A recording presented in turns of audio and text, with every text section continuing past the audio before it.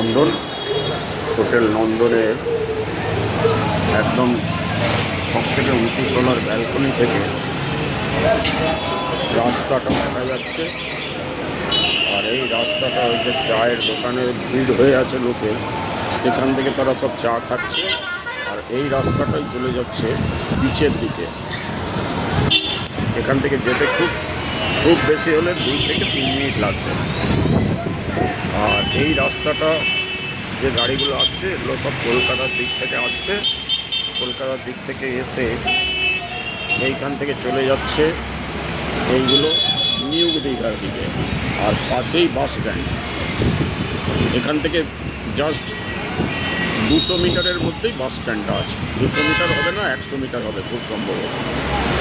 আর এই রাস্তাটা সোজা চলে গেছে নিউ দীঘার দিকে। নিউ দীঘার ডান পাশে জগন্নাথ ধাম, জগন্নাথ মন্দির যেটা এখন হয়েছে।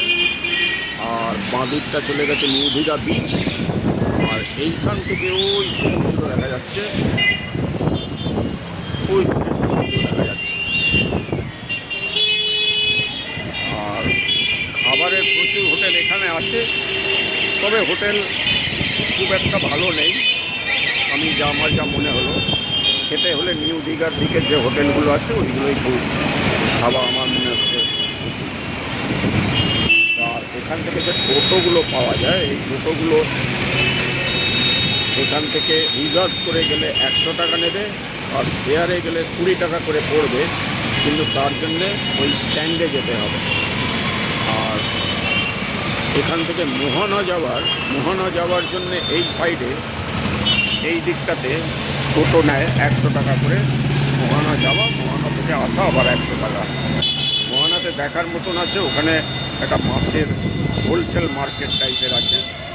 প্রচুর সামুদ্রিক মাছ সব ওখানে পাওয়া যায়। আর নদী যেখানে এসে মিশেছে সমুদ্রে, সেই মোহনা থেকে সকালবেলা সূর্য উদয়ও দেখা যায়।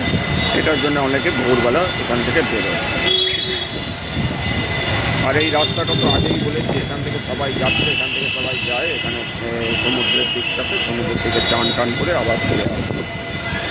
আর যাবতীয় দোকান সব এখানে যা যা প্রয়োজনীয় দোকান সব কিছু এই লাইনে আছে। আপাতত এই আমার সংক্ষিপ্ত বিবরণী দীঘা ভ্রমণের। যাদের ভালো লাগলো